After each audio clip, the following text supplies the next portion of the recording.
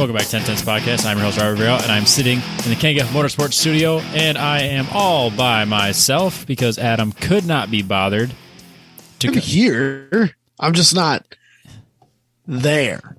We should have been recording like an hour ago. I know. I've been sitting. Dude, I've been sitting here by myself for like ever, and I think the problem was because you were opening a link that was to last week's podcast, or the last time we did this. No, you sent me the link. Oh, okay. I don't know, man. No, so when I turned my laptop on, first of all, it's been so long since I've touched this laptop that I had to connect to my new Wi-Fi. Oh, yeah. So that was a whole ordeal. And then it said something about needing to update my Zoom. And I was like, yeah, great. Probably should do that, huh? Yeah, Clicked update, and then it never fucking worked again. And I ended up deleting Zoom and re-downloading it, and it stalled out at 90% for like 5 straight minutes. Great. So, and then all of a sudden, bam, it was done. And it worked just fine. I don't know. Hey, as long as it's working, I really don't care. Yeah, I don't know. I don't get it, man. That just means we'll have to do a short show. Short show. Yep. The only reason I'm not there is because I genuinely, I was doing stuff and I didn't realize how late it was. And I looked down at my phone. I was like, oh shit, but I've already started this. I got to finish it now. And so I've got done with work at like 6:30, but I'm 10 minutes from my house and an hour from your house. I'm like, dude, I'm not fucking driving back to Des Moines. So the fans heard it here that Adam chose to selfishly go home rather than record a podcast for the fans. We're recording right now. Yeah, but it's not the same. Yeah. Fuck him, Robbie. Yeah. Let's see. Now we're going to do a 20-minute show and you're phoning it in, just like a slip angle show. Well, you know, sometimes you got to do what you got to do. Yeah. So when Jabay listens to this in like a month or two, he'll send me a message. What do they say that, copying is the most sincere form of flattery or whatever. Yeah. See, that's what we're doing. So, yeah. So, yeah, that's all. That's it. That's all we got for an opener. yeah. I did some car stuff. Me too. You did some car stuff. We'll talk about those things. We'll move on with our lives. Yeah. So this lack of an opener is presented by Factor Fabrication. FactorFabrication.com for all of your fabrication needs. So if you need to get caged or railed, or if you need to build some fancy-ass furniture that's better than this furniture that I stole from my ex-girlfriend, just hit up Mooney and be like, hey, I need this fancy-ass table. And then you just show him the designs that you have because you drew them up because you know exactly what you want. Bring it to him. He'll make it. No code. Just FactorFabrication.com. Do you want to go Who first? wants to start? I don't know. I don't care. I'll go first. That's cool. That's fine. So, 4th of July weekend, right? There's always stuff to do, right? Are you saying car stuff or just like stuff? Just stuff. It's like most people just go to a lake. Sure. Lakes, It's parades. it's parades. When you have children, you do parades. Family stuff or drinking. That's that's it. So Des Moines does this thing downtown in front of the Capitol where it's called like Yankee Doodle Pop concert or something like that. I don't know. Something I've weird. lived here for years and I have no idea what you're talking about. Dude, it's actually kind of cool. We didn't go to it, but that's not well, it is kind of the point of the story. So they do it every year on like the Friday of 4th of July usually. And it's on the Capitol grounds in front of the Capitol building. Okay. And the Des Moines Symphony or some large band plays stuff. And one of the things they play is the 1812 Overture. Okay. And then the Army Guard brings out howitzers and fires off blanks. Okay. As part of the 1812 Overture. And it's dope. And then they do a big fireworks display at night. Well, of course. Right.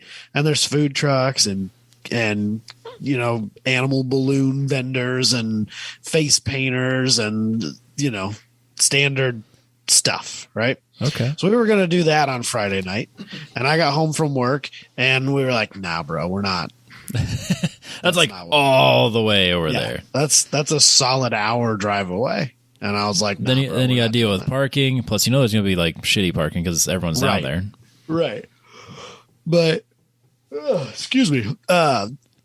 Katie had already told our son that we were going to do something. Oh, huge mistake. And so we had to talk him into doing something else. And so the next town over, like 10 miles away, much closer, they had truck pulls Friday night. And so we talked him into doing that instead. Like, so what town was this in? Colo, which is just the next town east of me. So, had you ever been to a tractor pull thing ever? The only thing I've ever done is antique tractor pulling, which is probably the most boring form of motorsports that I've witnessed. Yeah, probably. Because they're mostly unmodified old tractors that they don't want to break. Right.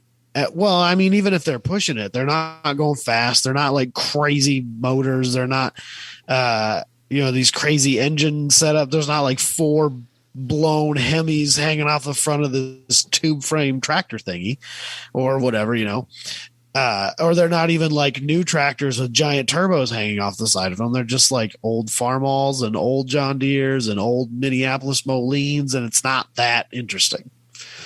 They're pop banging. And, it's just not moving at the speed of syrup. Right. And then everyone's seen like these crazy tractor pulls where they have these wild tractors that have big turbochargers or multiple engine setups or whatever, right? Well, they were doing truck pulls, which means they're pulling that weight sled still, but they're using like normal chassis trucks, right? Okay. Just like I don't think most of the classes that were there, those guys are probably driving those trucks. I think they're for the most part they're relatively purpose-built vehicles at this point. But they still look like just regular trucks. And we didn't stay very late because my 8-month-old daughter wasn't having it. But the classes that we saw, they were stock wheelbase trucks. They were still full body trucks. And they just have, some really basic rule allowances and like, so you can have a big block, but you can't have it. The ones that we saw, they couldn't be boosted or anything like that. And so they had these just V8 trucks turning like crazy RPMs. Huh. Just crazy RPMs.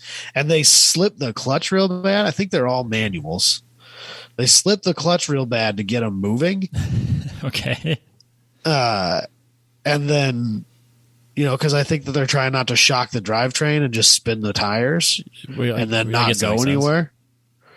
And so they slip the clutch real bad and then they just roll out and they get like 30 or 40 feet out and they get some momentum and they just put their foot to the floor and they leave it there. And they just screaming. It was actually real. Like I had way more fun watching this than I had expected I would. I was actually really, really bummed that we left as early as we did. I think that a lot of people would be surprised at how entertaining a tractor pull can be. Yeah. I mean, because they do like 1 or 2 of these a month all over in Colo or like, all over central Iowa. Okay. And so I kind of want to go to another one where I can actually stay a little longer because later in the night they get to the more open wild classes and they get to like the diesel trucks. And like I saw there were trucks there that have like compound turbo setups on them and trucks that the wheelbase has been stretched and they've got these crazy weight setups on the front and rear bumpers. And they're practically tube frame trucks that were there. I just didn't get to see them run. That stuff looks wild. Oh, I want to see it. We were kind of like, I don't want to say spoiled, but like we grew up in Northwest Iowa where the national tractor pull and whatever thing happens. So like that's where like if you think spending money on cars is crazy, people spend insane money on tractor pulling. The classes that we saw, the like entry level class, I think they called it literally street. The very bottom class, I think those trucks could be maybe not daily driven trucks, but still totally streetable Right. trucks. And then it just, obviously it scales like any motorsport. It scales from there. But dude, it was really cool. I really thoroughly enjoyed myself. I really want to go. We were not prepared. No. How many earplugs did you bring? 0. Yeah. Okay. Which was a problem. I believe that. And then we didn't bring, I didn't think about it. We didn't bring lawn chairs. They didn't have any bleachers. Oh yeah. So like we're literally just sitting on the ground. But obviously, you know, this is small town Iowa stuff. So like crowd safety might not be the highest priority. Nope. So basically it was just like a dirt road, essentially. I mean, it was about 2 lanes wide, 400 feet long, because 300 feet's, you know, what they consider like a full pull or whatever, right? And most of the guys who were winning, the ones that we saw, were doing like between 315 and 330 feet. And you know, the average guys were doing like 270 to right at the 300 mark. And then like if you could get past 300, you were probably, you know, the top 2 or 3 guys in your class. And so there's this like 2 lane wide dirt path, and then 10 or 15 foot of grass, and then some concrete K barriers, and then crowd. And they just, you know, to keep people off the lawns of the neighbors, because we're in the middle of town, right? Yep. Like I literally looked at a house that was right next door to this. Like literally my property line would have been touching the tractor pull and truck pull area. And so, you know, this is just in town. Like, did they have lights or anything set up? I think they probably had lights there. Yeah. Okay. But you just drove between 2 houses in like this dirt alley, and then people were just parking their trucks and SUVs and stuff like that along this K barrier and just watching out of the back of their trucks, lawn chairs and beer and just hanging out. Couldn't have been more informal. It was free entry to watch. Yeah. If you wanted to go into the pits to buy a pit pass, that was $20. But to just watch from the not pit side was free. Perfect. And so there were a bunch of people sitting in lawn chairs, and a bunch of people sitting on the grass, and a bunch of people hanging out in truck beds, just Friday night watching the truck pulls. It was the greatest. So does Adam need a pull-in truck? No, I don't think I'm quite that into it, but it's definitely something that I want to go back and I thoroughly enjoyed it more than I thought I would. I want to go back and watch it more because I want to see the crazy ones, right? Like that's what you go for. Yeah. It's just like Time Attack. I don't go to watch the slow guys. No, I'm not there for street. I want to see Ferris, you know, like, sure. It's fun to watch the Sunday Cup guys because I'm friends with them and I know them. But like, if I didn't know who they were, that wouldn't be that interesting. I want to watch the dumb things. Yeah, I want to watch the insane builds. Right. I want the one that's breathing fire. Right, exactly.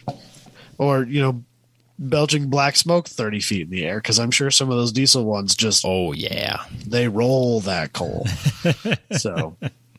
But no, it was cool. I guess the Boone County Fair, because of course it does, has a giant one. I'm shocked. And shocked to learn such a thing. And that one's also, I think it's a truck and tractor pull. And there's those big crazy tractors there apparently. So that's pretty high on my list of things I got to do later this month. So yeah, I if the schedule allows, I'd come check that out. Yeah, I think I'm going to try and do that. The high dollar build tractor pull and tractors are crazy. Absolutely. We've never taken Logan to like a good old fashioned county fair. Oh, for real? Well, Story County doesn't really have one. The one we have here, because the fairgrounds are here in Nevada, but it's really lame. Yeah, it's probably just for the 4-H kids.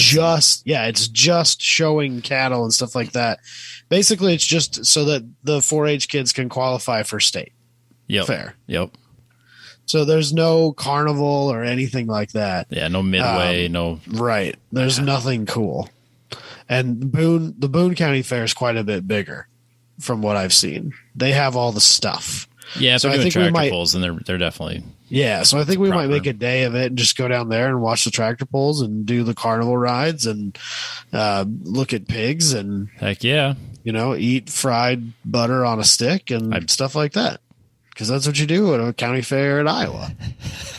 You eat deep fat fried Twinkies and butter on a stick. That's just what you do. It is what you do. That sounds ridiculous to like a I can large only- number I of can people only, that are listening to this. Especially somebody that's from a different country. Like, what the fuck are they talking about? How do you deep This is- fat fry a Twinkie? How do you put butter on a stick and then deep fat fry it? Well, you bread it first. And then you obviously. and it's frozen first. Then you literally, it's frozen butter that you bread and then dip in a vat of boiling oil for a few seconds. And then until it's brown, you take it out and serve it. Yeah, eat a whole stick of butter. It's deep fat fried butter on a stick. I don't know why that's so weird. I do. Sounds delicious. Sounds terrible. The fried Snickers I got behind. I tried that once. Yeah. It was okay. We'll get more into fair food. Yeah, on the stuff I did here later. So perfect. So Yeah, it's been a long time since I've been to a tractor or a truck pull. I think that's the first one I've ever been to that wasn't an antique tractor pull. No, I ventured At over. least that's the only one I can remember going to anyway. I say Hall did it for a couple of years, and then I ventured over to Rock Valley once or twice. Right down like a quarter mile away from the place that I grew up, the house that I grew up at in Sheldon. Yep. There was like a horse arena, and they did mini tractor pulls there, which were like modified lawnmowers. Oh, and those people got way into that. And like the outlaw class looked like those crazy tube frame pulling tractors. Yep. And they had multiple engine setups and shit. Like there were guys with like 2 or 3 V twins hanging off the front of these. They were dope. That was pretty cool. That would be I remember fun. going to that. That was fun. That was a whole ordeal in Northwest Iowa. Yeah, I never saw that one. Yeah. Yeah. So, yeah. What will they come up with next? No idea. So, but yeah, that was my Friday night. And then Saturday, of course, 4th of July weekend in Des Moines, that means good guys, right? Of course. And we've kind of talked about the good guys thing, and I didn't have a ton of stuff to talk about, but there were a few things that I kind of wanted to touch on. Okay. A million years ago, we talked about valve cover racing. Yeah, I saw the pictures and I was like, "What the hell?" They're So these guys were way more serious than I thought they were. Okay. So, but Like- so take a step back. So, valve cover racing. These are basically not slot cars. What the Pinewood Derby cars. Yeah, Pinewood Derby cars. It's basically a larger Pinewood Derby track that they use valve cover cars to run. So instead of they make a car out of a valve cover. So if I remember right, and this is a little touchy because this has been years ago that we talked about this on the show, but if I remember right, the rules were basically like any any V8 or inline 6-cylinder valve cover, and they had a certain max weight and a certain length that you could have. I think the wheels they had some requirements on the wheels, but they weren't like too specific on it. And then like a minimum and maximum length that you could have. Pretty basic stuff. And I didn't think it was anything too wild, but these guys, like some of these dudes had like custom carriers that like foam insert carriers. I took pictures of it so you could see it because it was like, I was like, what in the world? So these guys like show up with these things in these like foam boxes Well, and they can't pull the drop tops it, off yeah. and they're like all secured inside of it. They're like, dude, they spent more time making that than I would have spent making the valve cover racer. They're, yeah, it's all cut out so the wheels go just so, right. and the real serious guys, they were making their own wheels, and there were a bunch of them that just had them? like, I think so, yeah. So a bunch of them were just like rollerblade wheels, right? Which makes sense. But the guys that have the custom carriers, those wheels were really, really narrow. And I think the whole idea of that, they were inboard. And I think the whole idea of that was that they were trying to minimize rolling resistance. Yep. So if you have a really narrow wheel, and I'm talking like fractions of an inch. like a razor edge almost. Right. You know, and then I don't know how they were doing a bearing, because there's no way they weren't. I wonder if the reason, I know on some of the Pinewood stuff we've done in the past that they would use graphite when you couldn't use a bearing. Yeah, but there's no rule against a bearing, because, you know, there were guys with rollerblade wheels or skateboard wheels and stuff like that. So there's no rules against a bearing. So I can't imagine they weren't using some kind of bearing. Right. Or bearing surface of some kind. I don't know. I'm sure they were doing something crazy, something custom and silly and stupid, you know, unnecessarily expensive. Oh yeah, for sure. Obviously. But yeah, it was interesting to see that, because I've never actually seen that. We talked about it like, oh, that's cool. And then we were really mad because they wouldn't let you run non-American engined valve covers. So like you had said something, you know, I think at the time, like, oh, an SR20 would be cool or something like that. Yeah, because I had an extra one just sitting around. Or Michael could have done his Fiat, because he had a couple extra Fiat engines, so he's got the valve covers, and they're really cool looking. Or like a 2J valve cover would have been neat, because they allow inline 6-cylinders, but not non-American ones. I was like, oh, these are the lamest rules. So, yeah. Did you stick around and watch any of it? They were. It looked to me like they were just kind of letting people. I think they had a few that you could just like pay them a couple dollars and you know, put it on there and just run it. It looked to me like they were kind of helping people, showing people how to do it. So they had some basic ones that just had. They were just like painted one color and had 4 rollerblade wheels on them, and, you know, just moving on. And they were that's who was running them. And so they were kind of showing the people, like, you put it on there and you look down the center line of it. Yep. You set it on the track and you look down the center line towards the end, and you try and get it as straight as possible, because you obviously don't want it turned. And I lost him. All right, so we lost Adam. His internet has completely died. There is no coming back. So we will catch the rest of his Good Guys recap next week.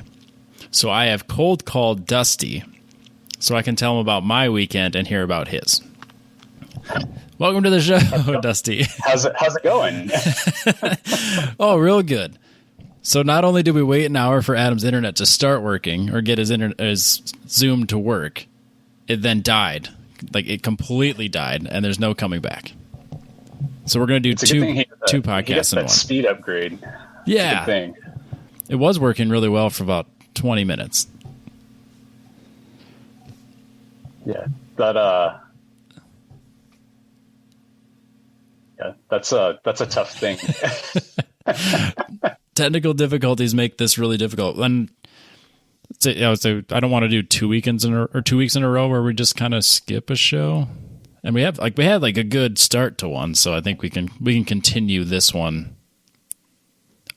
and just finish up what I was doing. I mean, did you do anything cool for 4th of July weekend? I spent a lot of time having what should have been a relaxing 3-day weekend, and it was with a small child who either had teeth coming in or had an ear infection going on or something. So yeah, it turned into like a marathon 3 days, but I took him to Harbor Freight for his first Harbor Freight trip ever. So that was a good highlight. All right. So what did you need from Harbor Freight? Because you don't just go to Harbor Freight. There's usually a reason, and there's always one specific tool. I mean, you leave with a handful of other things, but there's always one reason. So I was going in search of an air-over hydraulic ram for our Harbor Freight engine hoist.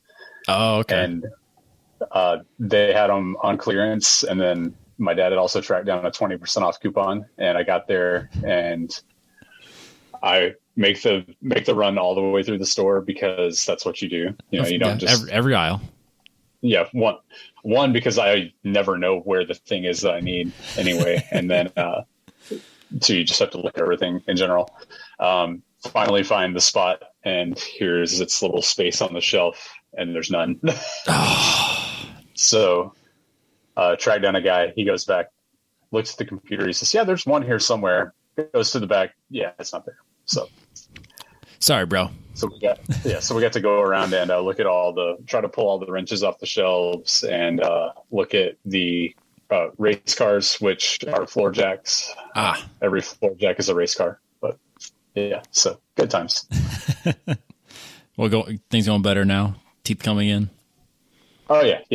He's back to his normal happy-go-lucky self. So the highlight of my week is I now have taught him what 3 different Nissan Z cars are in his Hot Wheels. So there's 2 240s and a 300, and I'll hold them up for him, and he says Z. He's got good taste. I can tell already. Yeah. Raising him for a financial ruin. Yeah. Just like me. Never had a chance. All right. Well, speaking of Z cars, you got to go play with yours, right? I did. So before we jump into that, I want to tell everybody to head over to Petrobox, mypetrobox.com. Use code TTP15 to get 15% off your first box or anything that's currently available in the store. I used a bunch of my Petrobox car care products this weekend, getting the car cleaned up and ready. So I'll clean the car, and then I will put it in the trailer. And then by the time I get to the highway from my house, it is dirtbag filthy, and it's in an enclosed trailer. It's just the dust. There's enough that just kind of gets a nice coat of dust by the time I get to the track. So as soon as I unroll it out of the trailer and get everything set up, then it's time to clean it again. But I used a lot of my car care products from Petrobox. So I have my glass cleaner, like the graphics, the graphite, whatever. I can't remember what it's called, but it's a really nice waterless detail cleaner. So you just kind of give the whole car once over. It looks really good. But yeah, if you want to get stuff like that, you deliver to your door once a month. Use the code TTP15, 15% off that first box. That's mypetrobox.com. Get some sweet T-shirts too. They do have a lot of sweet T-shirts, and I did wear at least 2 of them this weekend. Nice. All right, so I had the Z out for the first time since October, and I've made a buttload of changes.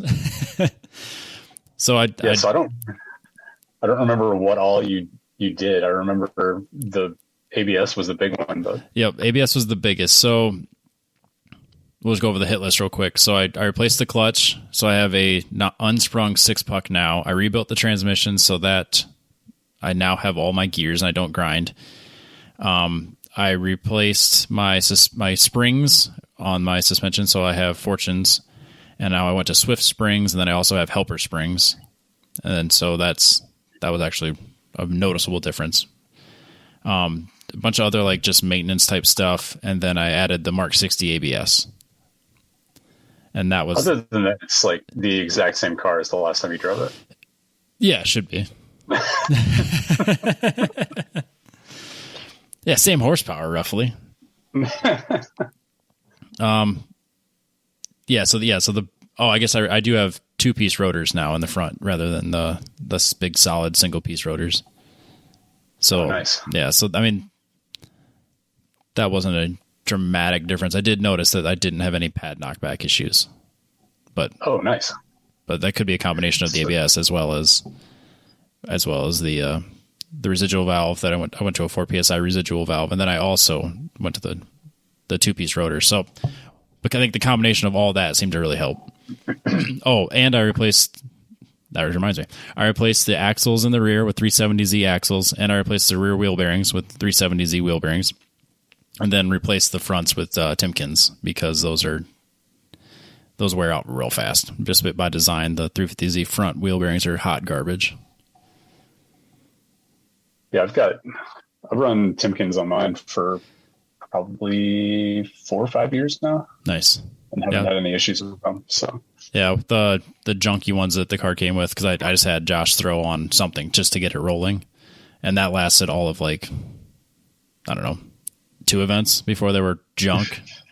And then so I went to these Timkins, and I'm feeling pretty good about it. But yeah, nice. So The rotors, are they the like floating? They're the Z1 2-piece for the so it'd be for the Akibono upgrade. So like the 14-inch. I don't think they're a true floating rotor though. Okay, yeah. So it's solid mounted to the hat. Yeah. Okay, yeah. So I don't know. They were quite a bit lighter, and they seem to be pretty good. I mean, I hear mixed reviews. Some people say that they hate them. Some people said that they're great. It's hard to listen to people's opinions on like reviews or on the internet because I have no idea how they're using their cars. Some guys, I don't know. I've done things with my car that people are like, oh, that's terrible. That shit doesn't work, and then like it works just fine. Oh, that reminds me. I replaced all of the suspension arms and stuff with all adjustable too. So that's all different now too. Nice. I keep forgetting all the things that I've changed. Yeah, when the list gets that long, that you get into like, so at any point in the weekend did you forget things that you could adjust that are new? I didn't have to go chasing down like any weird like suspension alignment things, but yeah, I remember E-Man forgetting to tighten his, and he had to adjust for like an inch of toe at Road America. So like I didn't have any of that. Like everything ran the way it was supposed to all weekend when it came to that respect. But yeah, so I basically added 150 pounds to make the car Mid-Iv TT Production C legal. So it weighed like, it needed to be 3250 min. So I was running around 3,300 all weekend with a decent amount of fuel in the tank, just to safely stay in Production C. So it was basically, if I was gonna go, I wanted to have some sort of, I wanted to just shake down the car. But if there were other cars there, I wanted to at least be seeing where I was measured against similar cars. And I know if I just threw it the way it was in Production D, I'd be like super non-competitive, and I would just get frustrated. But so what? And that's with you in the car? Yeah. Or with that? Okay, yeah. Yep. So it was basically it was me and then like 150 pounds of lead just bolted to the passenger seat area. So it was like you were carrying a passenger. Essentially, yeah. And then, I didn't want to. So all I had left are those Accelera 651 Ultras, those junk tires. I was like, these will be okay for shaking down, and then just for like I thought it'd be an okay wet tire because they're a terrible dry tire, just obviously. So I wanted to burn those up. I didn't feel like getting new tires just for what I considered a test weekend. So I took them out, and not a lot of grip, obviously. For like they're 100 treadwear, and they're slower and less grippy than any 200 treadwear. So I think from past experience, if you go into a weekend thinking these tires will be okay for the purposes of what I'm doing, they're 100% guaranteed to just frustrate you the entire time. Yep. They were okay for a test weekend or just for fun HPD. And the thing was, like, all the other Production C cars, only one other car actually showed up. The two other guys that I knew would be fairly competitive with, both got COVID. So it was just literally two of us in the class. And so it wasn't really a competitive weekend. It just turned into 100% testing shakedown stuff. Not a bad way to spend a weekend. No, and I got out there. It was kind of weird though. So we get there Friday, and then I'll kind of go through my weekend before we get too far into just the car. So I get there Friday night afternoon, and Adam Passetto's already there with his Honda Fit that he's got to like all the way into what Mid-Iv TT Production A as competitive as you can go to the rules. So we get there, and it's like the first time he's ever really had it out. Second time he's had it out. So they're doing a test day all day Friday.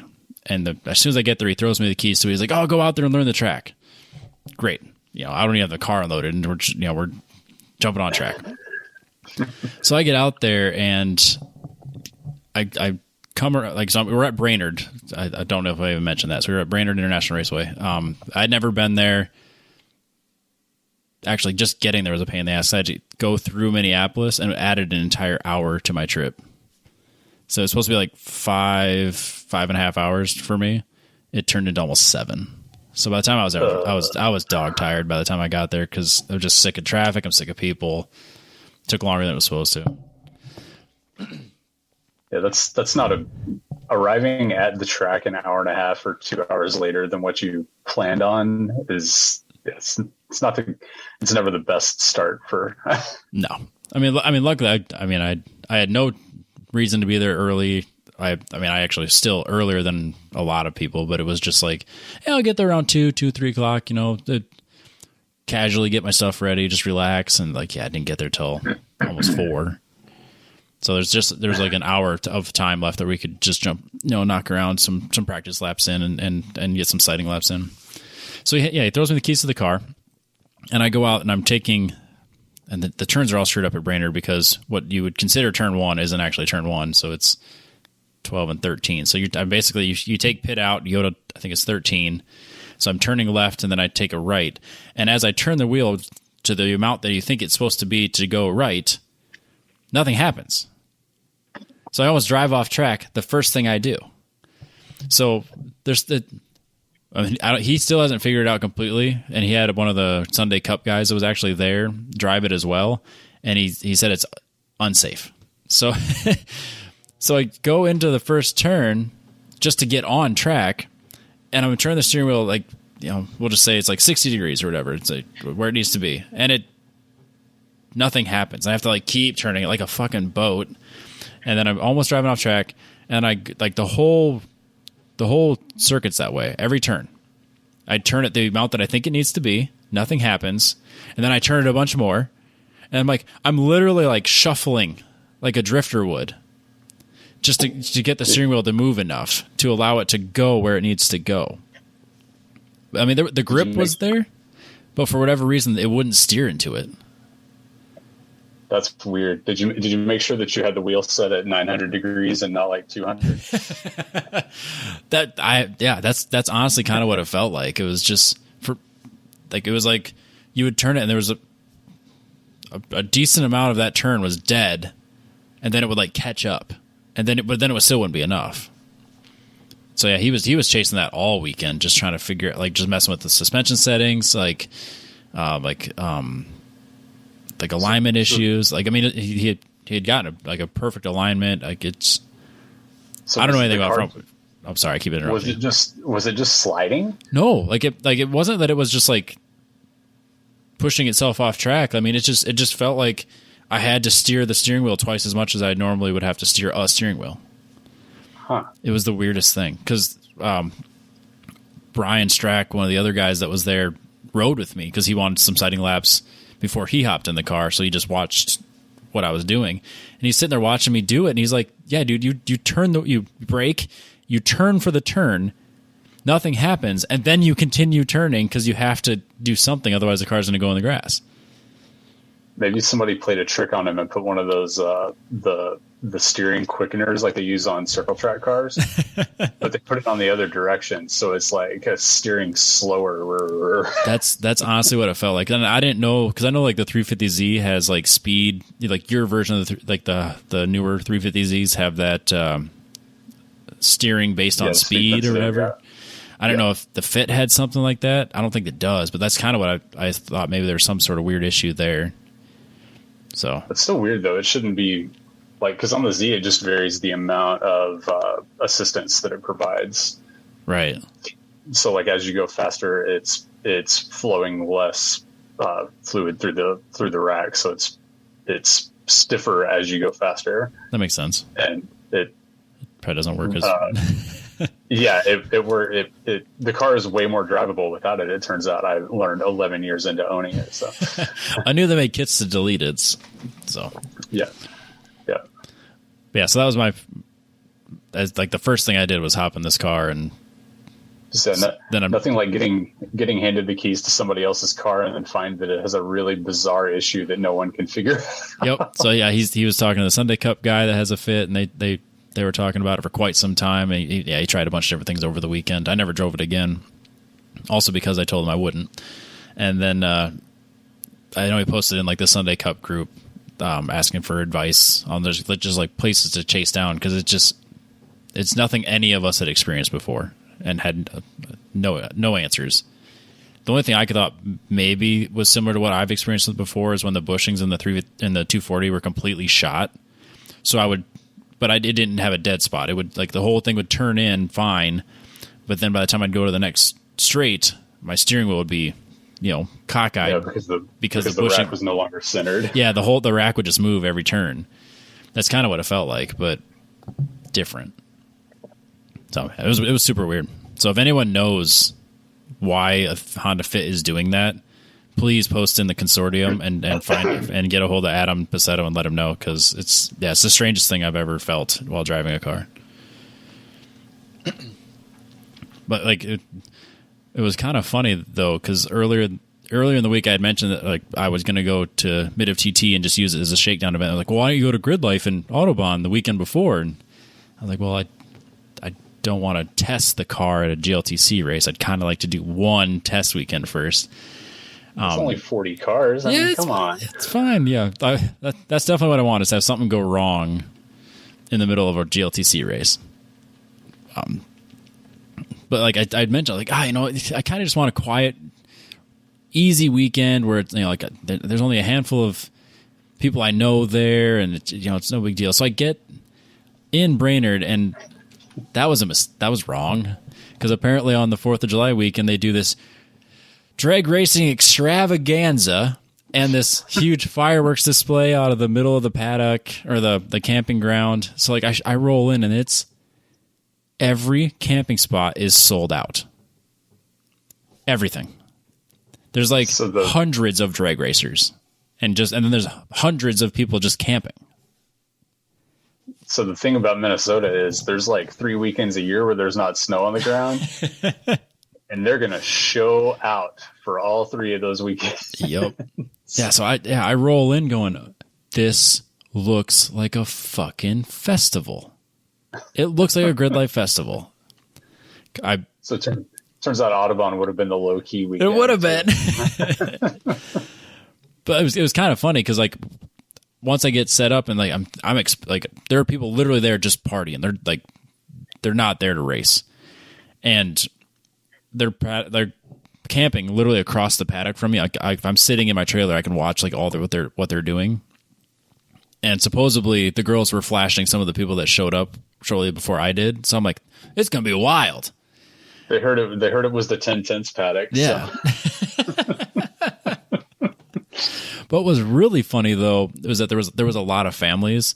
So like at like 9:30, 10 o'clock, once the sun went down, everyone just kind of quietly went to their respected campsites, had a bonfire, and went to bed. Literally no shenanigans. So this is our kind of party. Yeah, like the only shenanigans were that I don't know if I had some pictures. So like somebody was there with like a car that they'd completely taken all the body panels off and just has like, it's like a death cart, but it's never meant for track. It's a death cart, but it has just like multiple coolers on it. So it's literally just for boozing at these types of events. So that group was just like cruising the whole time. And then when they weren't cruising, there was a bunch of other, like that was a thing I'd never seen before. So as soon as people are done doing their track things, they all just hop in their mini bikes, their golf carts, 4-wheelers, or death carts, and just cruise. Just so in packs. Just walk anywhere without. Yep. Nope. They're just cruising around, watching see what everyone's doing. I assume they're all drinking on their golf carts and whatnot. But yeah, like, so there's a pack of like 6 of them just all rolling together, and then like a bunch of mini bikes rolling together. I'm sitting there thinking like, this is going to be a wild, crazy party. Now, once it got kind of dark, they're all like, we're going to bed now. It was the weirdest thing. So what could you tell what kind of car the base of this cart thing was? I think it was a Honda Accord originally. Okay. But yeah, you had like underglow and like all these lights, and you had like a proper sound system, but of course it's like not contained, so it just goes everywhere. So they're just cruising around blasting music. But if you really wanted to fit in there, you needed to have an American flag hanging off the back of whatever you had, whether it was a mini bike, a four-wheeler, golf cart, a pickup truck. So yeah, I've learned the further north in Minnesota you go, the more south you get. Yeah, there you go. I didn't know that. So a fun fact about the United States is there's rednecks everywhere. You just have to go to the right place to find them. Yeah. Yeah. Yep. We found them. But it was super fun. I mean, just they had a really good turnout for their event. So like they had a bunch of food trucks, and like Brainerd has bars like in the facility. So it's like a campground with a track around it. So it's a proper setup for these types of events. So it's super. There's always like a place to get food, or like they had showers and bathroom facilities all throughout the paddock. So like you didn't have to fight to get a shower. So that was nice. Granted, it was a shower in the back of like a semi trailer that had been converted into a locker room, but no, it was still better than Gingerman. So I can't complain. Yeah, I've heard growing up following NHRA drag racing, I always heard about the campground there during the NHRA Nationals. They called it the zoo. Yep, that's where they shot all the fireworks out. Yeah, so they would always roam through there with a camera, on race day, and it's just like people in plastic pools and just like every manner of random recreational vehicle possible is out there. Yeah. Yep, it was like that, but definitely dialed back because the zoo there wasn't as many people like fill the zoo, so that like the only time people actually went to the zoo was the SCCA had their food out there. So like when the track went cold, all of the SCCA track people went over there for the catered meal. And other than that, there wasn't that or watching fireworks. People went over there to watch the fireworks. But like it was kind of funny though, because like I've never been to like a drag racing event, so they're just doing passes and pulls all day, and then they're racing. So afterwards, though, when our track goes cold, I noticed that there's like a huge group of people just watching the drag racing. So we venture over there and see what's going on, and then it occurs to me they're just it's the same cars, but they don't actually stop and get set up. They just kind of roll in and then just rip down the side road because they're not even on the track anymore. They're on the side road, and then they go around and they come back and then they just do it again. And I was like, and so someone called it a parade. So I send the message to the group chat. I'm like, Adam, what the hell is a parade? Like this, what am I watching right now? And like you guys had no idea. It was the strangest thing because I thought it was like an actual race, only to see that they're all off the actual racetrack, and then everyone's lined up inside the gates and the safety fences. So they're literally on the same surface that they're doing these pulls on. It's like nothing between the spectators and the cars besides air. Oh yeah. So, nice. So, but it's a trust thing. Yeah. I mean, they're not technically racing; they're just doing these fast pulls. Well, nobody's ever just laid into it in a car and lost control. Exactly. Into a crowd of people. So. Exactly. Yeah. But apparently, these cars were in what they called a street class. So it's similar like how Grid Life has the ice cream test where they'll make you drive your car on the street to go get ice cream to prove that it's streetable. So for this class, as part of it, so once the SCCA stuff gets done, then the drag racing stuff gets done, the cars that are in this class will do these pulls, and then once they are done with the end of that road, they turn right, and then that puts them on the racetrack. And then they have to do part of the racetrack and then follow the big part of Donnybrook back to start it all over again. And they have to do that like 5 or 6 times. So it's like... Yeah, so it turns into a 15-mile cruise or something like that. Essentially. Yeah. Yeah, that's fairly standard in the quote-unquote street classes. And if anybody shows up with something stupid, you make them melt it down out of spite, basically. So... Yep.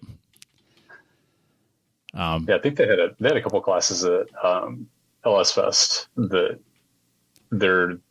they had a drivers meeting specifically for that group because you had to go out and do a drive around a certain route and come back before they actually raced. So makes sense. Other off track shenanigans. So they were doing fireworks and they were shooting it out of the zoo, and it occurred to us that like nobody that's coming over, it's like it's just as soon as it started to get dark, everyone just kind of started like in their golf cart, like just swarmed over by our paddock area and then passed us into the zoo to go watch the fireworks. And we're watching this happen, and like it occurs to us, not a single one of these people realize that there's an observation deck on top of the timing tower. Like, so they're all just like packing into these, parking lots and campground areas, just like all on top of each other. So we just all kind of casually, quietly walk up on top of the timing tower where we have this nice, great view above everybody, and then realize that that's when the mosquitoes come out and we forgot our bug spray. Oh no. So we had to send somebody to go get it. But yeah, it was that was kind of nice just to have that type of view. But it also occurred to me that I've clearly hit that age where I get tired and I don't care anymore. Yeah, fireworks are kind of a limited it's like 5-7 minutes or so. It's like yep. Those are some fireworks. Well, it gets darker in Minnesota later, being closer, further north. Oh yeah, they're up around that part where you're getting into where like the sun just never goes down in the summer, right? They're not quite that high, but yeah, it's. I mean, we were so close to Canada that before they did races, they did the Canadian national anthem and the American national anthem. That's how far north we were. Whoa. Yeah, if I'm looking at it on the map now. Yeah, that's a long ways up there. Yeah, it's I was describing it to my mom. I was like, it's not that far from it's like an hour from Duluth, I think, or something. So I mean, it's up there. Yeah, I've been as far north as Green Bay. I think that's as far up in that part of the country. So. Yeah, so but because it happens later, so like we go up to the timing tower at as soon as it gets dark, which is later than it is here. I don't know, they said they were going to start fireworks shortly after 10, and they hadn't started by 10:30 yet.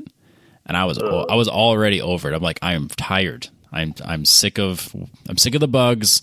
I don't even care about the fireworks. And then of course it was your standard fireworks show, but what it got kind of interesting in the middle is that I don't know if they were duds or something, but basically it just looked like napalm went off. Just a big plume, like a mushroom cloud of orange fire. And it did 7 of them, just all in a row, just whoof, whoof. I'm like, this seems bad.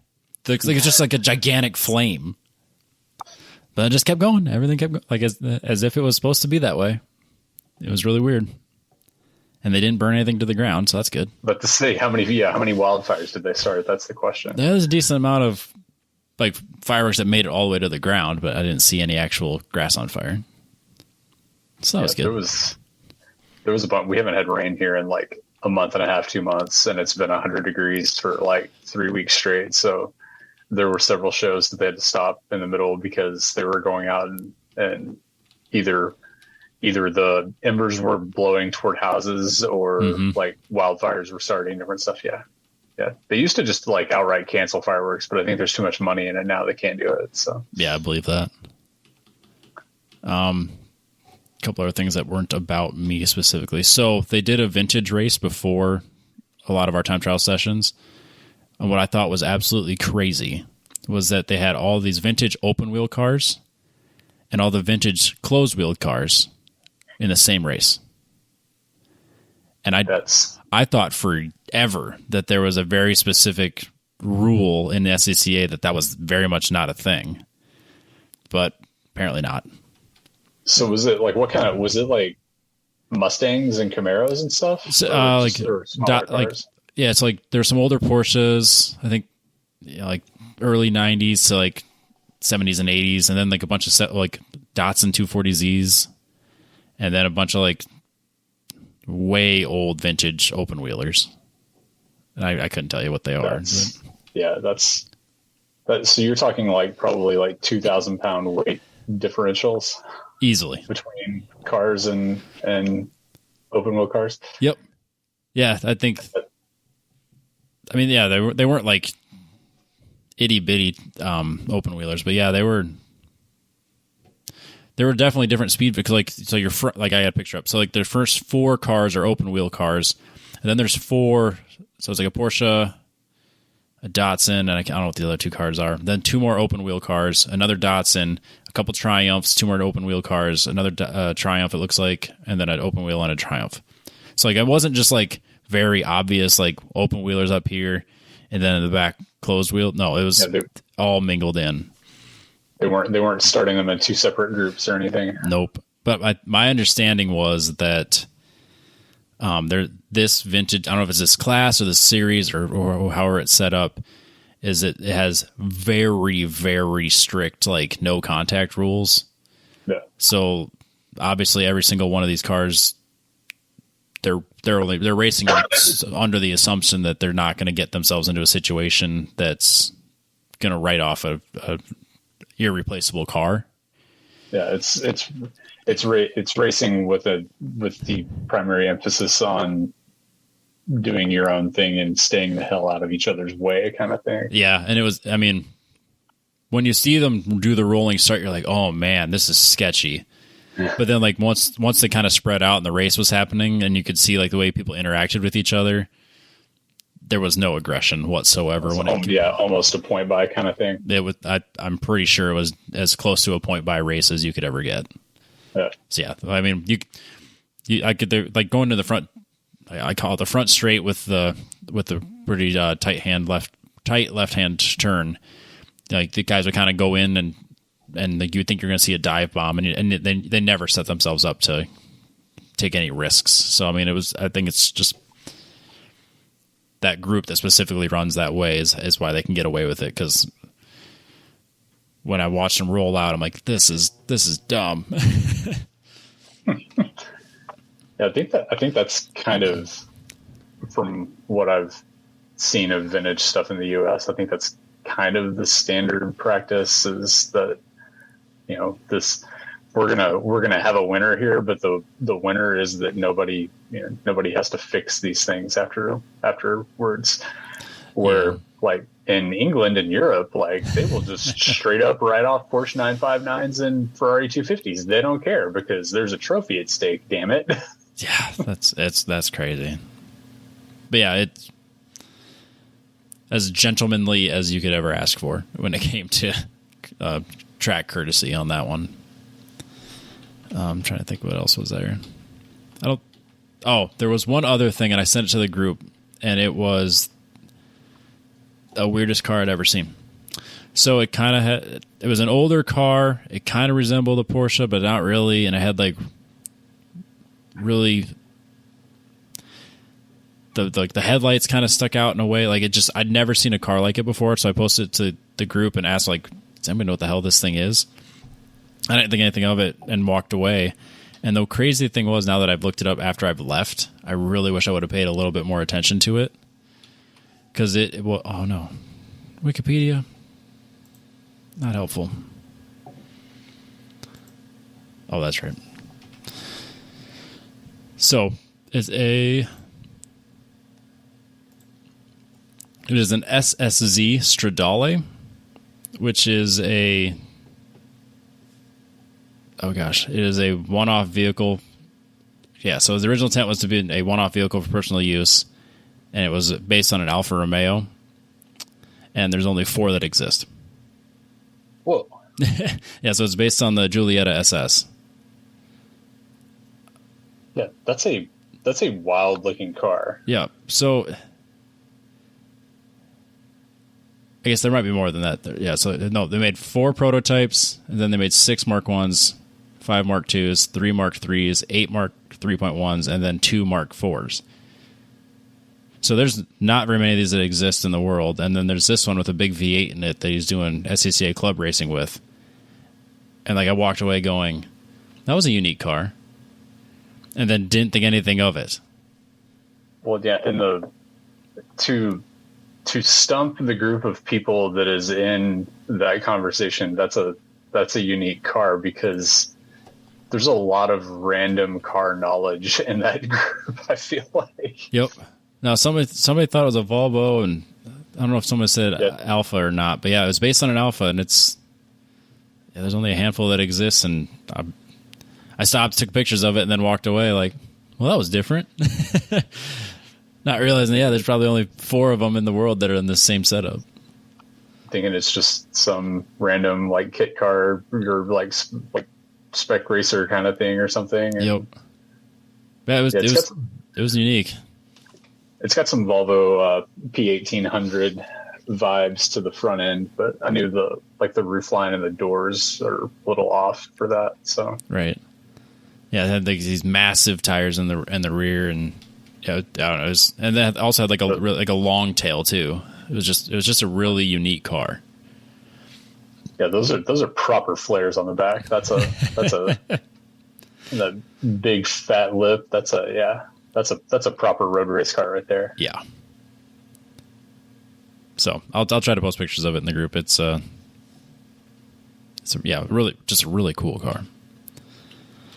But I think that was kind of it for the stuff that isn't necessarily about me. So yeah, Friday I went out. It's also a pretty sweet 240Z sitting behind it. But. Yeah, the BRE 240Z. Yeah, that guy. I just sat and watched him like get ready, and I'm like lurking on his car the whole time.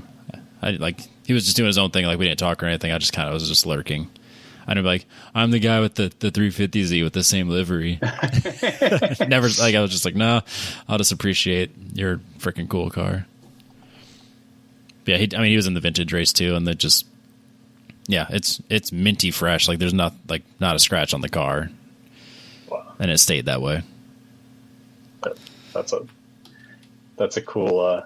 That wouldn't be a bad way to spend weekends. It'd be nice playing with your BRE Datsun.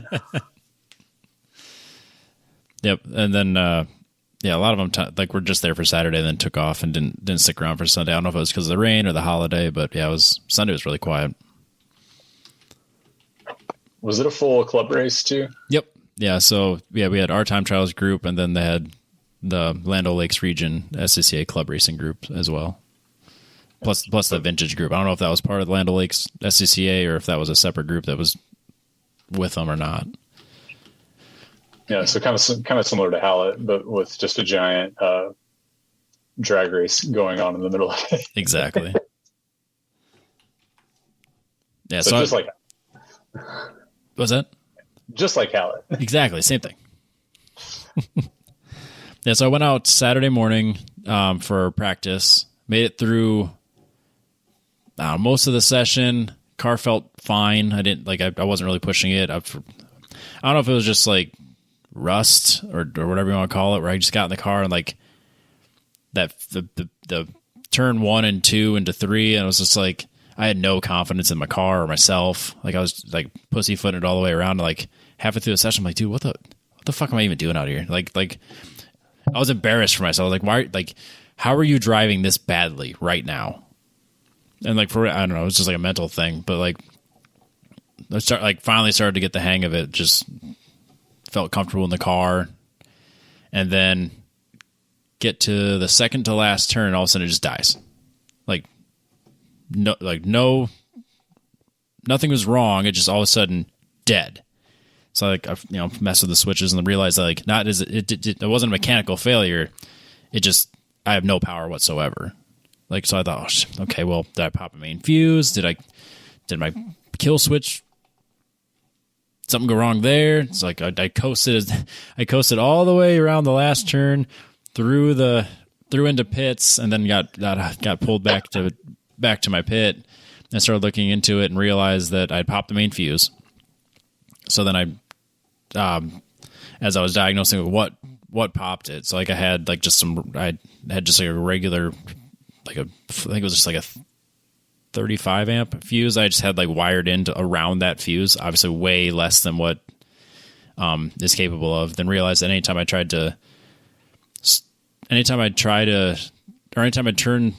the power on, it would kill it. So then I realized that the wire that was to my starter had melted / frayed, so it was touching the chassis. So so I don't know how it went so long, but like for whatever reason, that was that moment where I decided like this is where I'm going to make contact. And now every time I try to turn the car on, it would make contact or stay making contact and then kill that main fuse. So I redid that wire, got that all cleaned up, and then I had a 75 amp fuse left over from the 240SX. So I wired that in, I rigged it up to last the weekend, and I'll just replace the proper fusible, the whole link system, once that shows up. And then do you still have the stock fuse block in it, or did you? Just that main fuse area, like that fusible link. I still have that. Yeah. So then I went out for my second session. I think I had something goofy happen there. I can't think of what it was. Minor stuff. Like, I mean, I didn't have any major issues. Just got more comfortable with the car. Obviously, the tires were anything but grippy, but the car felt great. I was making mild adjustments to like the suspension. Was trying to be somewhat aggressive because I was trying to test the ABS, and I was in my head going like, this doesn't feel right. Like I don't think my ABS is working. And it's like, you guys, we were talking in the group chat about it, and I was like, there's no, like, I was like, either this is the least invasive ABS unit ever, or something's wrong. And like, so I thought about it after I'd like we were talking about it. I was like, there's no way this is working right. So I hooked up with the computer and saw that it was giving me a code. So I don't know if it just didn't give me the code previously because I hadn't driven it enough. But it was basically saying that I had electrical fault on my right rear sensor.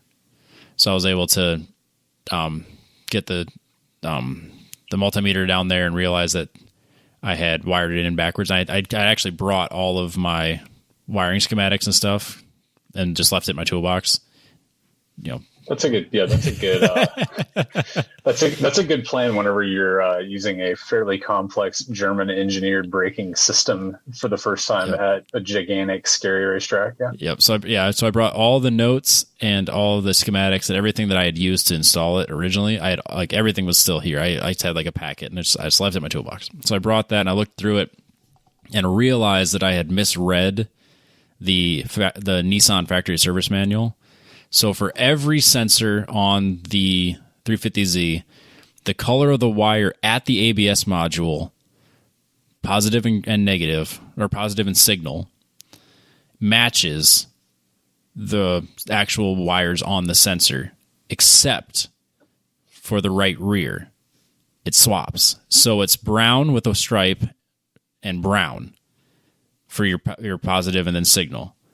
But when you get to the sensor, it's the exact opposite. So brown is your signal, brown with a stripe is your positive. So I'm not sure where that gets switched. That's really strange. Because like it's in the manual, and I completely read it wrong. So like I was taking the color codes off of the ABS module for whatever reason, not the color code of the wires on the sensor. And it says it right there, plain as day. It tells you what they are, but I just completely missed the fact that those ones switched. So I had it wired in backwards, and I fixed it and got it wired in correctly. And then it rained, so I only got like one session, and I never really pushed it. But it's working now. I just haven't had a chance to actually like develop a feel for using the ABS because I've never driven a car with. Besides the C8, I've never been on track with a car with actual ABS that does what it's supposed to do. You mean the stock Z system doesn't do I don't count that at all, man. I did everything I could to stay out of that. But like I also had like the OEM brakes when I had that, and then so like the brakes weren't capable of really doing a great job of stopping the car. So like I wasn't getting into a position where I was really utilizing the ABS even then. I can't remember what pads I had. I think they were like track day pads or whatever, like the Stop Tech track day pads, I think is what I had. Yeah. So yeah, then I only ran like 2 events that way. Yeah, so I find on mine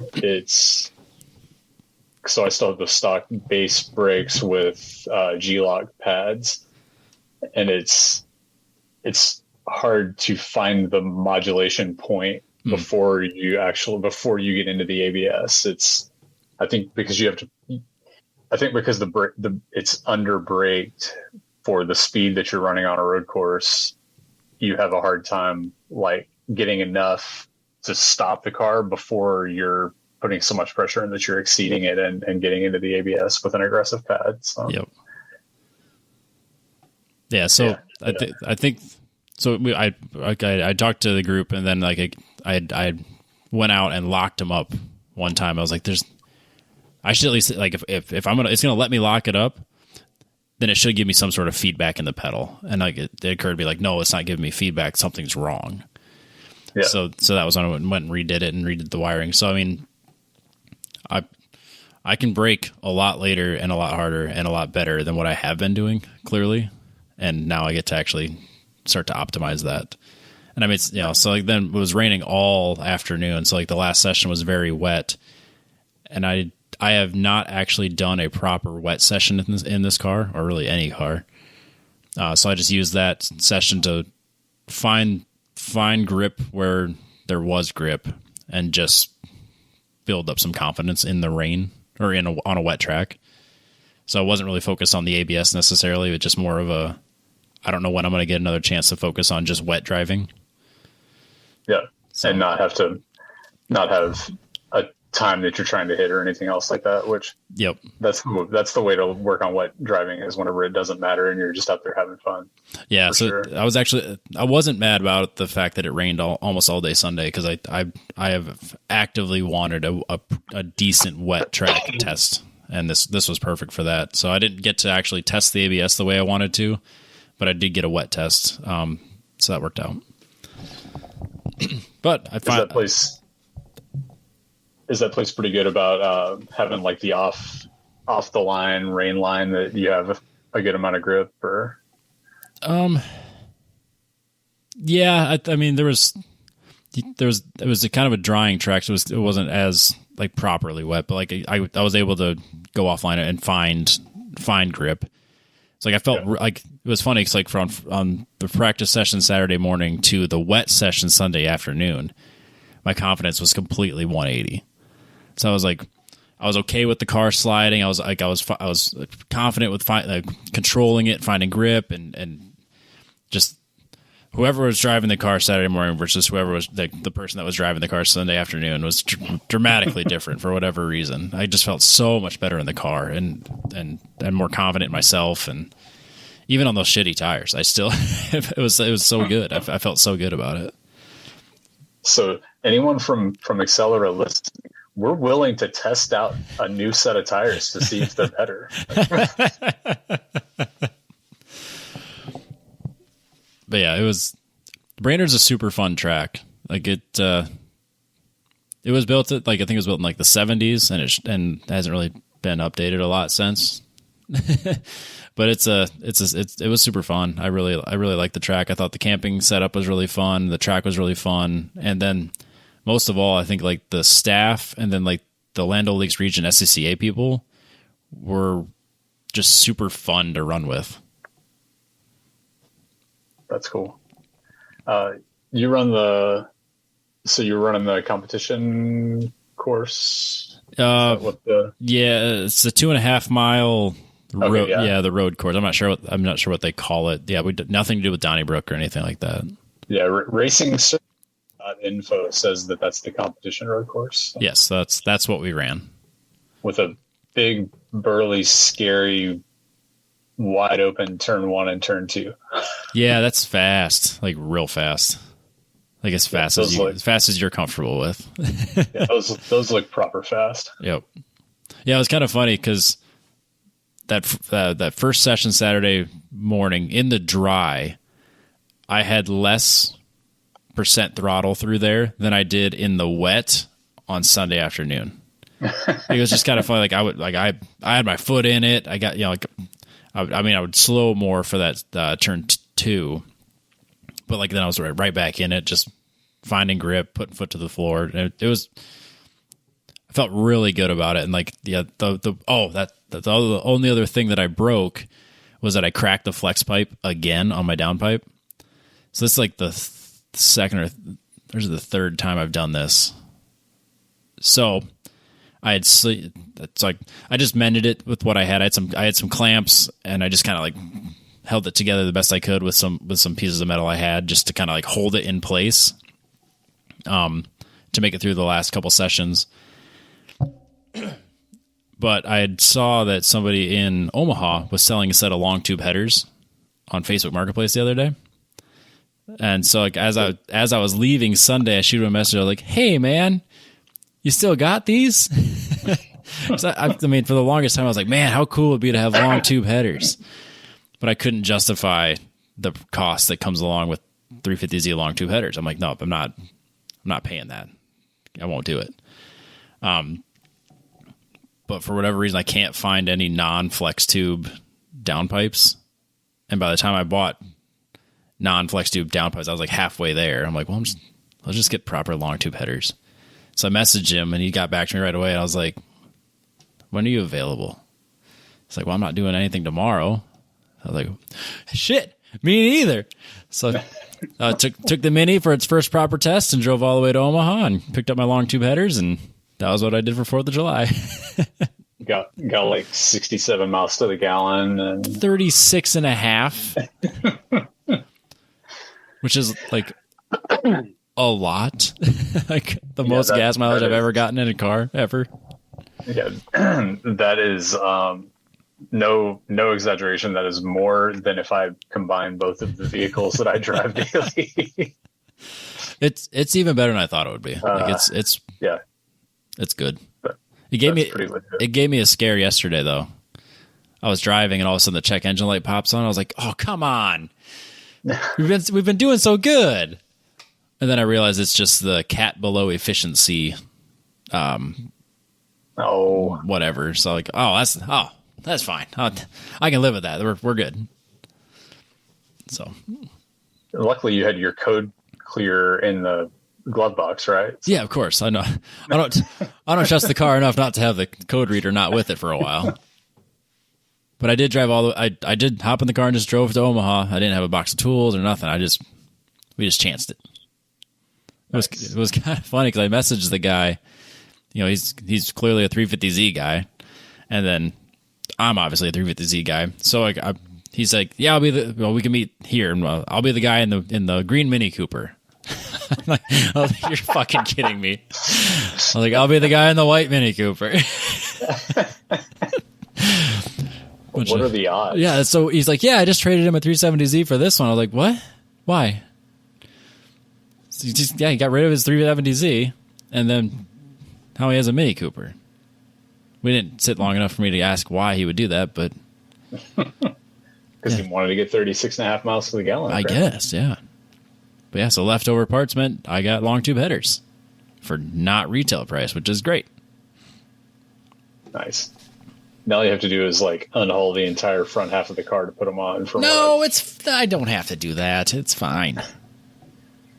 I had a autocross buddy that put some on several years ago, and he said I should have just replaced the entire engine while I was there because I was to the point of having it out by the time we got them on. So, oh man, that's the opposite. That's the opposite of what the reviews said.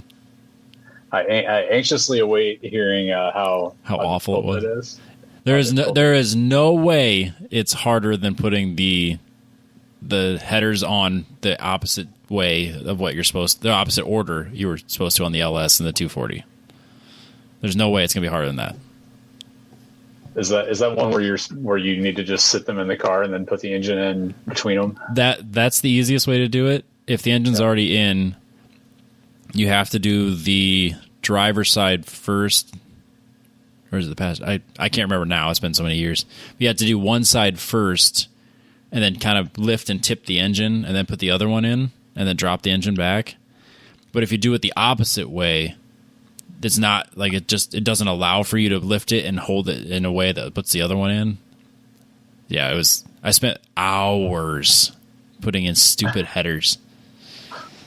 So this should go a little better than that, I would hope. But we'll find out. Yeah, there's only one way to find out. Yep. So does the car does it bottom out? Is that what makes it? Is that what's cracking it, or are they just falling apart? I think it was just falling apart. It's like this. Yeah, this was just this was a flex pipe that I had mended previously, so it was another flex pipe holding two pieces together. So it lasted all of 4 sessions. So, because I know Austin Hurdle has gone through Y pipes on his car. I guess. Yep. I don't know if that's bottoming out or Y pipes is from bottoming out typically, but I've also blown out. Last year I blew out the, not just the bottom of, because I scraped the bottom off of one once, and then I also broke the flexible part of it as well. You're an overachiever. Yeah. So yeah, I've broken the down pipes and the flex pipes of the Y pipe all the time. But yeah, so I know Austin Hurdle kind of went the same route I did and just got rid of anything flexible. Yeah. So, and then the long tube header is supposed to tuck things up, and they're a lot better too. Yeah. So we'll see. But yeah, the car felt great. I felt really good about the weekend. Really happy. Car came back in one piece. Just, obviously the header I got to fix. Replace that fuse. Oh, one weird thing that happened is that GK Tech makes these return springs for the shifter. So you're supposed to have a little bit more resistance so you can kind of feel when you put it into gear. I think that the springs are too stiff and maybe I'm wrong. It could be something wrong with the way I rebuilt the transmission. But when I was in 5th gear, going down through turns 1 and 2, at first, like when I wasn't confident in my driving at all, I would completely let off and kind of coast for a little bit to set myself up for 2. And when I would do that, it would pop itself back into neutral. Whoa. Yeah, so I'd have to go back, put it back to 5th, and then keep going. But if I kept any sort of resistance on it or like pressure on the throttle, it would hold it in place, and it wouldn't fall into neutral. But as soon as I would let off, it would push itself back into neutral. So I don't know if those springs are too aggressive. So I'm going to put the OEM ones back and see if that fixes it. Yeah, that's weird. And maybe there's something goofy with the way I rebuilt it, and it's my fault. But maybe it's the springs. So we'll try the springs first. You did their steering kit on it too, right? Yep. Yeah. No, I mean, from a balanced car feel of drive setup, I mean, it feels amazing. It honestly, it felt super balanced and really good on track. So I'm really excited to start to utilize the ABS, get decent tires on it. I'll probably go back to G-Locks. I'm running the Polymatrix brakes right now, the pads right now, just because that was what was available at the time.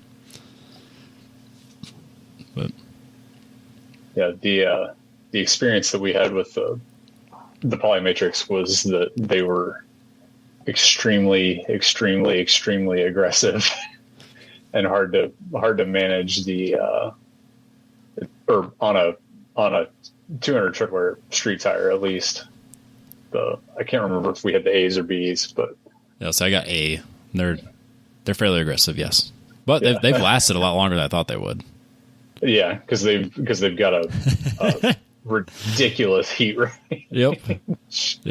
No, it was.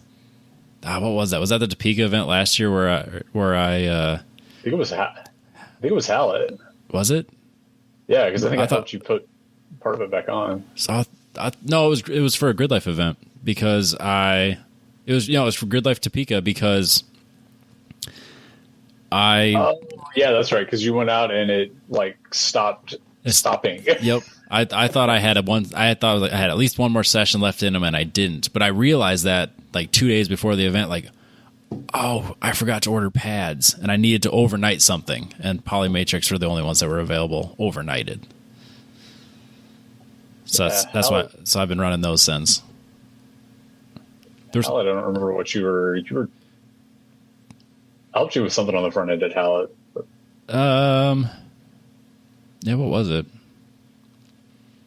No, that was when I think that was when I first started to experience pad knockback, and I was so confused as to what was. I thought I had air in the system.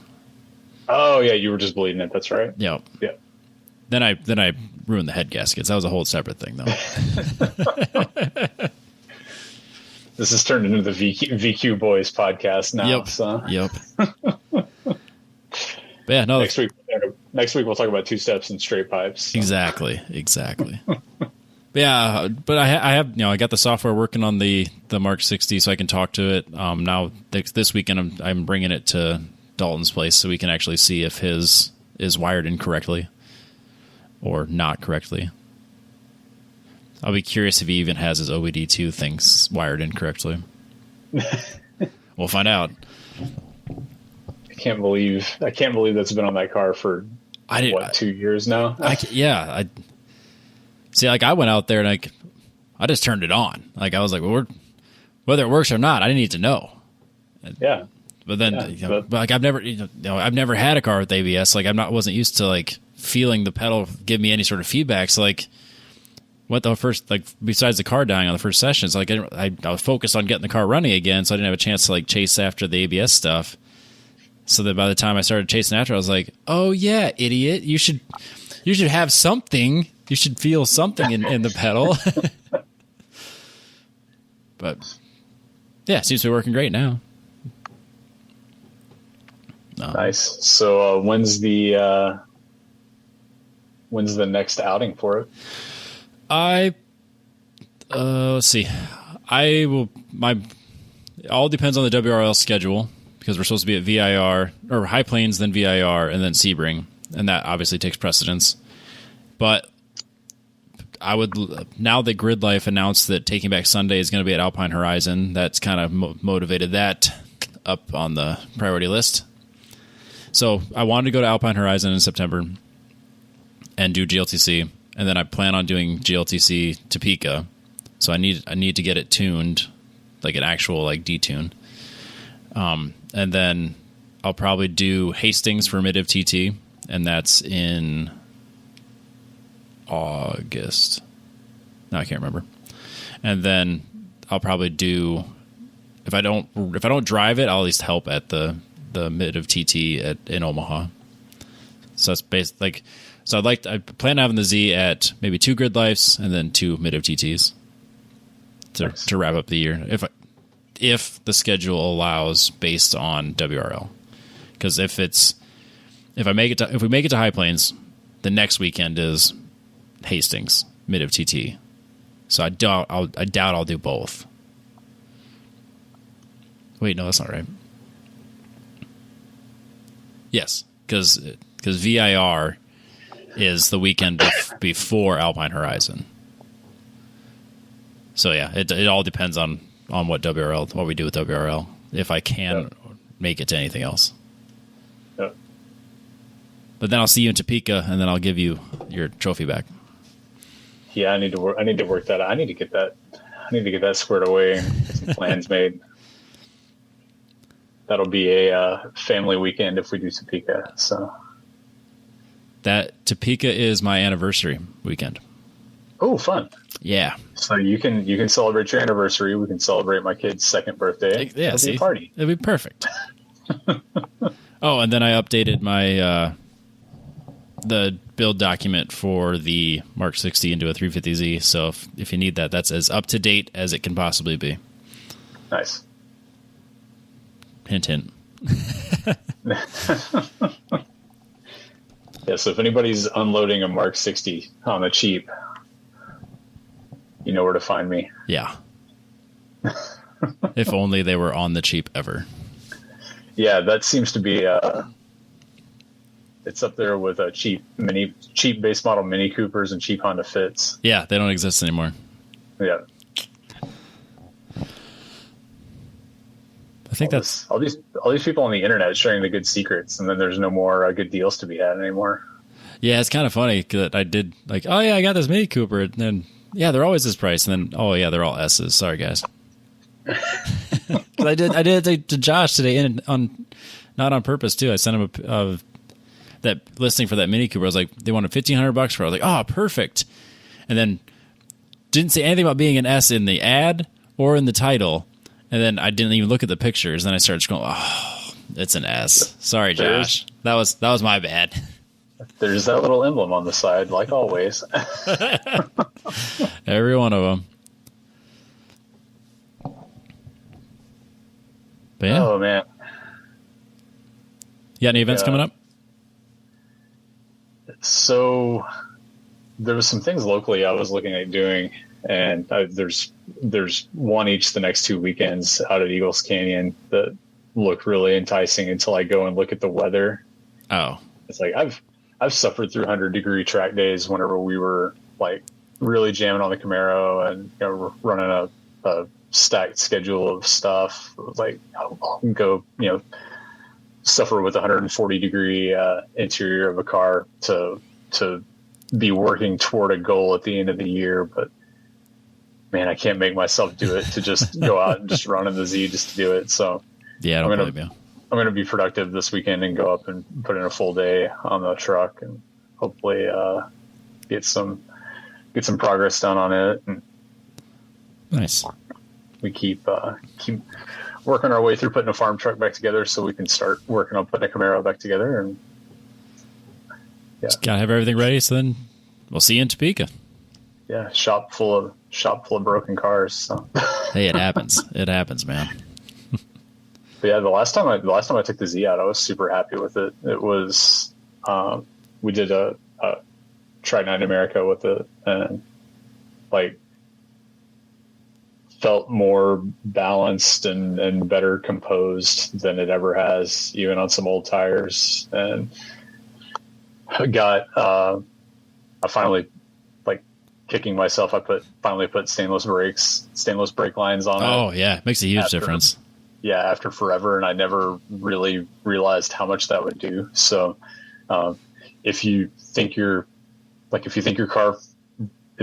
brakes on your car feel weird and you have stock rubber hoses on it, yeah, get rid of that and go spend $100 or $150 to replace it, and like everything will be better about it. It's just it was just magical. So yep, yeah, it's a huge difference.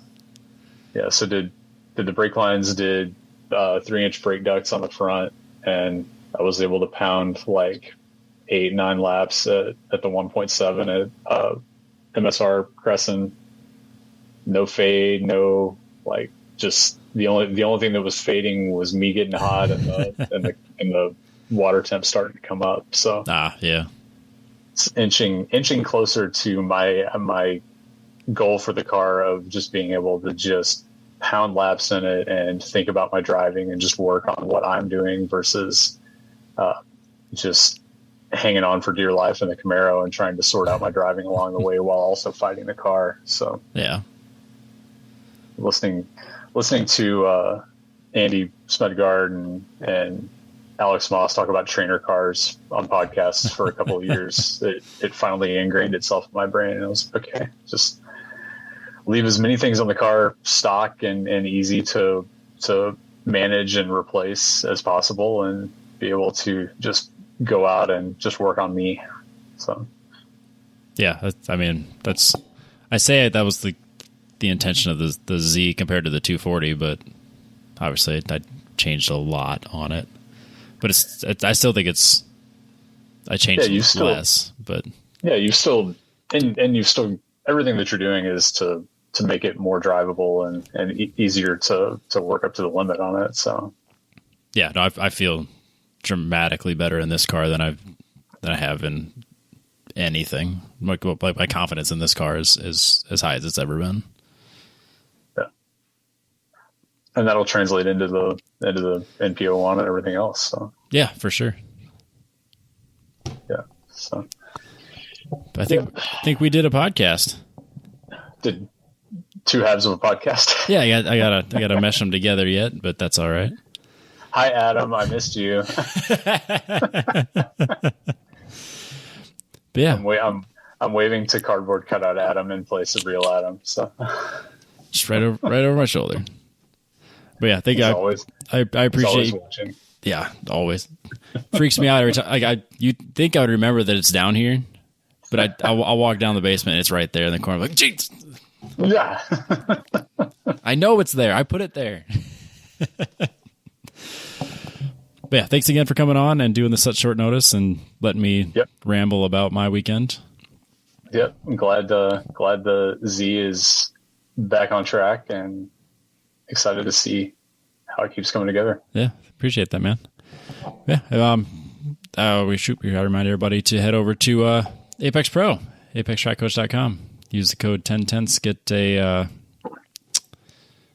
10% off, and when you get your Gen 2 and the window mount, Apex Pro. I used mine this weekend. It was awesome to use the lights to see where I was making up time, as well as go through the data and kind of see where I was, sugarcoat, where I was pussyfooting around.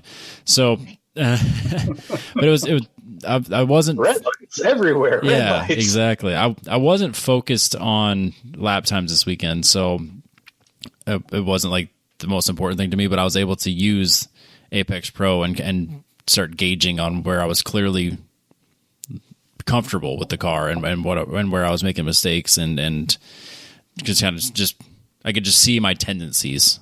And so having that type of data and just at your fingertips, you pull your phone out and just pull up the app and it's right there. And then, I mean, if you're not serious about getting into like the full unit yet, you can use the Apex Pro app and it's free. Just go to your Google Store or Apple Store or whatever and search Apex Pro and just download it and treat it like a lap timer and just use it, put your phone in your car and go. And it obviously won't be quite as in depth as if you have the unit, but it'll still give you a lot of data that you can kind of just start dipping your toe in and learn quite a bit. So that's apextrackcoach.com. Use the code 10tenths. Again, thanks, Dusty. It was awesome. And we'll have you on again here soon enough. Yep. See you next time. Catch everybody next week.